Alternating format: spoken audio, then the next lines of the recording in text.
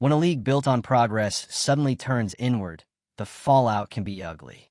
That's what happened when a playback live stream devolved into a harsh takedown of Caitlin Clark, a player who's done more for WNBA visibility than any marketing campaign ever could. Instead of analyzing her game, the commentators ridiculed her and her supporters, turning legitimate discussions about representation into personal attacks. If you're here for the real story and not the filtered version, subscribe. And if you're sticking around for the next meltdown, you better definitely subscribe. The outrage that followed wasn't just about disrespect. It was about timing. Clark's success has coincided with the league's most financially promising era, and yet some seem determined to undercut that momentum. It's a reaction that says less about Clark herself and more about discomfort with change. The kind of change that forces long-standing institutions to confront their own biases. The deeper issue isn't one broadcast or one opinion. It's a culture struggling to evolve. The WNBA stands at a crossroads between unity and regression. The attacks on Clark expose a failure to understand that progress for one player can mean progress for all. Tearing her down does nothing to elevate others. It only reinforces division. True equity in sports won't come from resentment, but from strategic promotion, balanced storytelling, and shared success. If the league learns to embrace its stars, all of them, rather than pit them against each other, it can finally move beyond these destructive cycles and realize its full potential as a unified, thriving sport.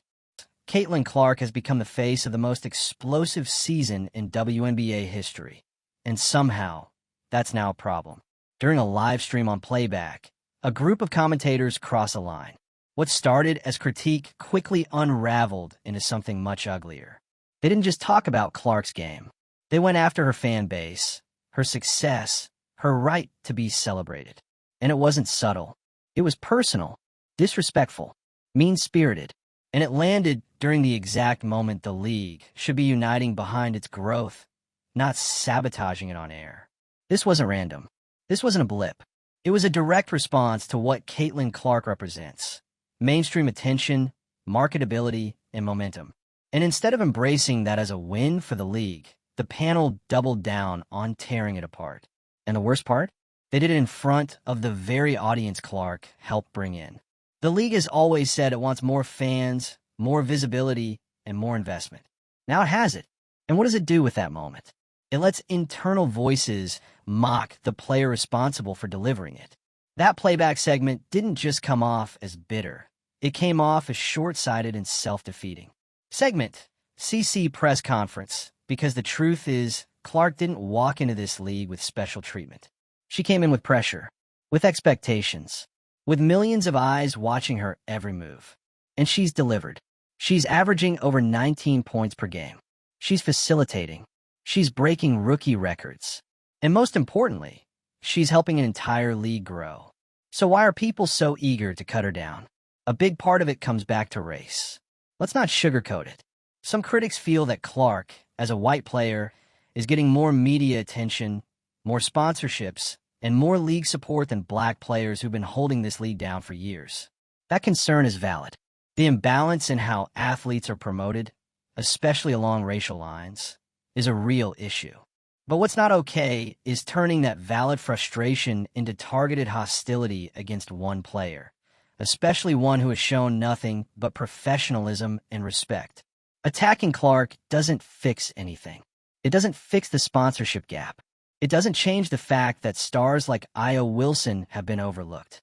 It doesn't address systemic issues in coverage. It just divides fans, creates tension, and takes focus away from where it should be, building the league together. And that's the part people seem to forget. Clark's success doesn't erase anyone else's. It expands the spotlight. It brings in people who didn't care about the WNBA a year ago. It gives players more leverage in negotiations. It gives the league more attention to spread.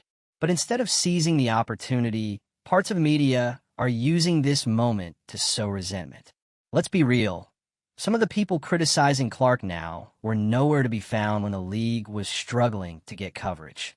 They weren't pushing for higher ratings or fighting for new sponsors. Now that Clark's changed the equation, suddenly they're louder about tearing down than building up. And the hypocrisy of that is stunning. The playback stream wasn't just bad optics. It came during a critical moment. The league is in the middle of major decisions, negotiations, financial planning, and future restructuring. And when the brightest spotlight the league has ever had is finally here, the last thing it needs is public infighting. That kind of dysfunction doesn't stay behind the scenes. It spills out. It affects fan trust. It scares off investors. And it signals to newcomers that this league doesn't know how to handle success. There's a bigger picture here. Clark has opened a door, a massive one. And if the league walks through it with unity and intention, everyone wins. That includes the black stars who've been waiting for more attention. That includes the young players looking for a future. That includes the fans, new and old, who want to believe the league can handle its own growth without turning on itself. But if the league chooses to let bitterness win, if it allows commentators to define the narrative by tearing down the player who just helped triple viewership and sell out arenas, it's going to lose the very momentum it spent decades chasing. The solution isn't censorship. It's leadership. It's telling the truth about what's happening without dragging individual players into personal feuds. It's holding space for the hard conversations about race and representation while still recognizing when someone is moving the league forward. That's not hard to do, unless you want to create division. Clark hasn't been given anything. She's earned her spot by showing up every night and performing under pressure. She's been gracious in the spotlight, respectful to her teammates, mature under fire. And she's taken every criticism, most of it disproportionate to her experience, and still kept going. That's not privilege. That's professionalism. So when she gets dragged by a panel on playback with smirking disrespect, it sends a message. No matter what you contribute, if you become too big, you become a target. And that message doesn't just affect her. It affects every future star. Every girl watching who thinks she might want to play in the WNBA someday. Every brand looking at the league as a new partner. Every media outlet debating whether to give it more coverage. Because if this is how the league handles success, why invest in it? People aren't just watching the games anymore. They're watching the narratives. They're watching how players are treated, how media reacts, and whether the league can evolve without self-destructing. Clark is bringing attention. The question is, what will the league do with it? There's an opportunity here to finally fix long-standing issues by amplifying more voices, creating inclusive marketing campaigns, and building a balanced spotlight. That won't happen by silencing one player. It'll happen by making room for more of them. You don't have to choose between elevating black athletes and acknowledging Clark's impact. Both are necessary. Both are overdue. And both can exist in a league that stops choosing division over progress. If the WNBA wants to be more than a moment, if it wants to be a movement, it has to get this right. That means rejecting pettiness, rejecting bitterness, and rejecting narratives that attack the people actually helping it grow. If you made it this far, hit that like button if you want to see the league unite instead of break apart. Share this if you think the coverage around Clark has gone too far. Drop your thoughts in the comments. Should the WNBA hold its media accountable for driving division? And if you're here for the real talk behind the headlines, hit subscribe. This isn't over, and we're not done unpacking the fallout. What happened on that playback stream wasn't just commentary. It was a clear reflection of the growing identity crisis inside the WNBA. Caitlin Clark's arrival brought an undeniable shift. She didn't just show up to play basketball. She arrived with millions of fans, a national spotlight, and mainstream media interest the league has been craving for decades. And yet, instead of rallying around that progress, some insiders responded with bitterness. Not constructive critique, not concern for fairness, just flat-out resentment. Let's not dance around it. The stream was filled with dismissive, sarcastic, and personal shots. Not just about Clark's game, but about her fans, her value to the league, and her sudden rise. And while criticism is part of any public role, what we saw wasn't professional analysis. It was performative hostility. The tone wasn't, here's what she needs to improve. It was, how dare she be the one getting this attention? That tone matters. especially when the league is still fighting for stability, legitimacy, and mainstream acceptance. Clark didn't create the WNBA's visibility gap. She didn't create the racial disparities in coverage. And she's not responsible for the years of systemic underpromotion of black athletes. What she has done is walk into that system and bring new fans, new money, and new eyes with her. And that's not a threat. That's a gift, if the league knows how to use it. Instead, we're watching internal voices frame her popularity as something toxic, something undeserved, something artificial, and that framing has consequences. When a most visible player in the league becomes the subject of targeted, race-tinged takedowns from inside the league's own ecosystem, it signals instability to everyone watching. Sponsors, networks, fans, all of them see a league that doesn't know how to protect its own momentum, that doesn't know how to handle success without trying to sabotage it. And here's what makes it worse. This didn't happen in isolation. The league is currently navigating sensitive negotiations and labor discussions. There's uncertainty about revenue, contracts, long-term sustainability. At a time when every bit of positive momentum matters, this kind of public division sends the exact wrong message. It says, we don't know what to do with growth. It says, we resent the new attention. It says, we're not ready for the mainstream. CC press conference. That playback stream may have felt like just another sports panel talking trash, but in context, it was something bigger. It revealed a deep discomfort within parts of the WNBA community, a discomfort with change, with visibility, with a new kind of fan base that doesn't look like the old one. And that discomfort is costing the league. Instead of using Clark's popularity to elevate the league's entire ecosystem, black stars included, we're watching some voices actively try to push her down, to reject the growth she brings simply because they didn't control it, because it didn't come from the traditional narrative, because it didn't center the players who've been grinding for years without the same attention. That pain is real, but the response is wrong. Yes, the WNBA has long undervalued black players. Yes, they've been the backbone of this league from the start. Yes, they deserve more visibility, more endorsements, more coverage. But trying to punish Clark for succeeding in a system she didn't build, yet is still elevating, doesn't correct the injustice. It just creates more division. The league doesn't need less Caitlin Clark. It needs more Io Wilsons getting the same treatment. It needs marketing campaigns that highlight all stars. It needs storytelling that dives deeper than highlight reels. It needs leadership that can recognize a breakout moment when it sees one, and knows how to build on it without alienating the players who've been here longer.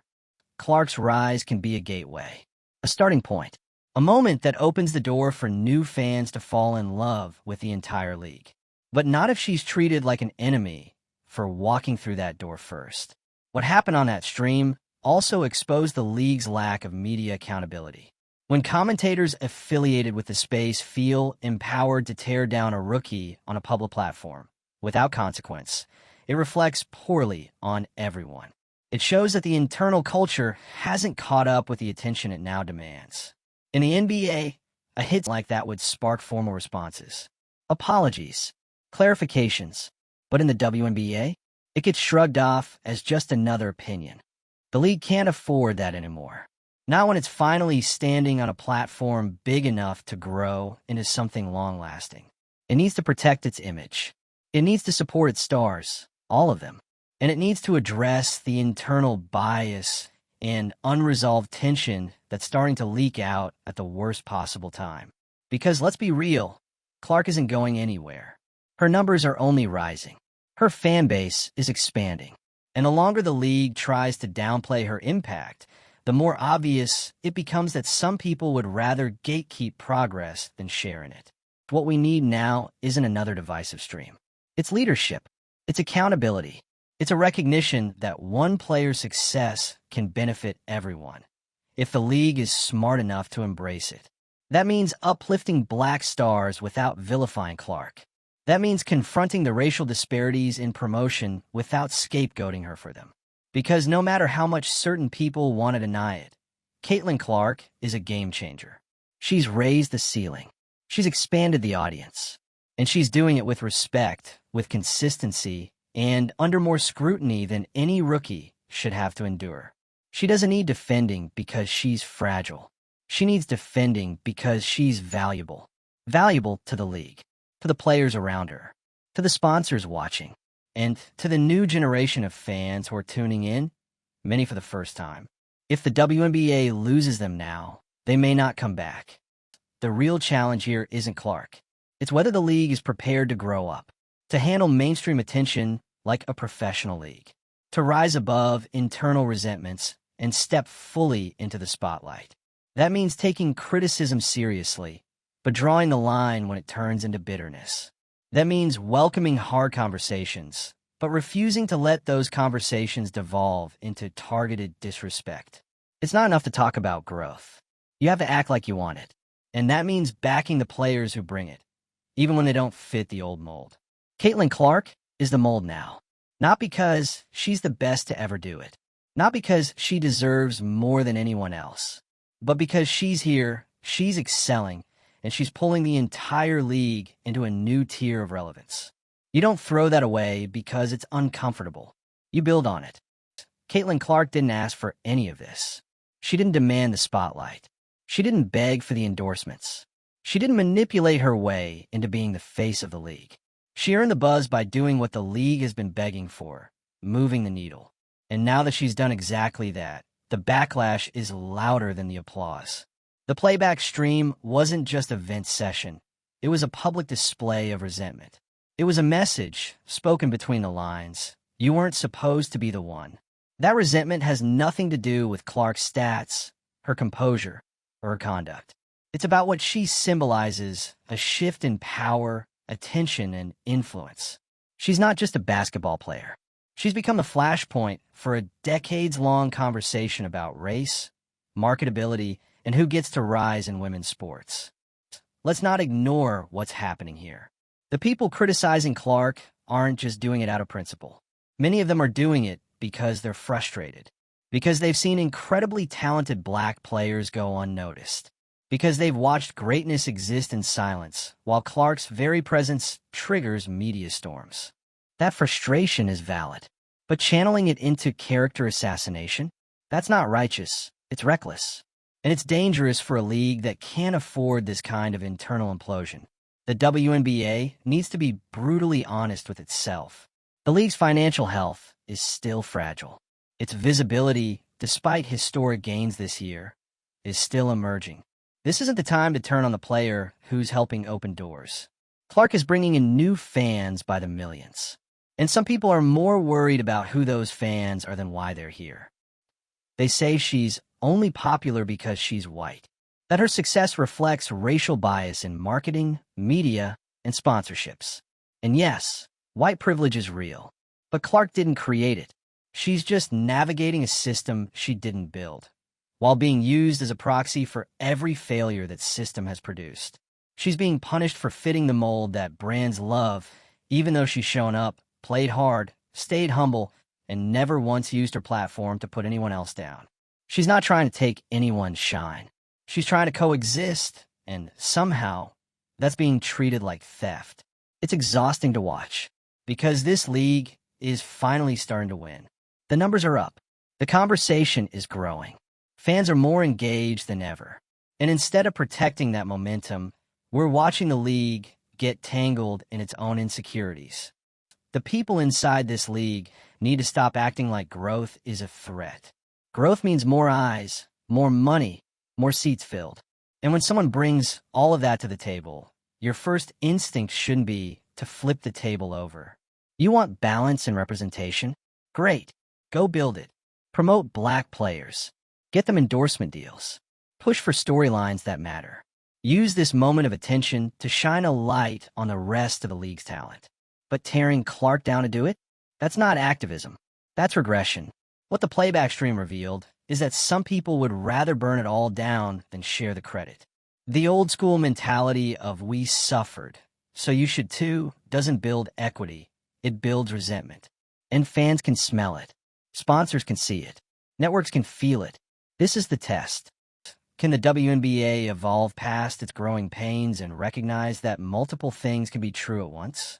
Yes, Clark benefits from being white in a system historically biased toward whiteness. Yes, black players deserve far more than they've been given. Yes, Clark is also an incredibly talented athlete who is boosting the league's visibility in real time. Yes, it's possible to push for fairness without destroying the people doing the work of expansion.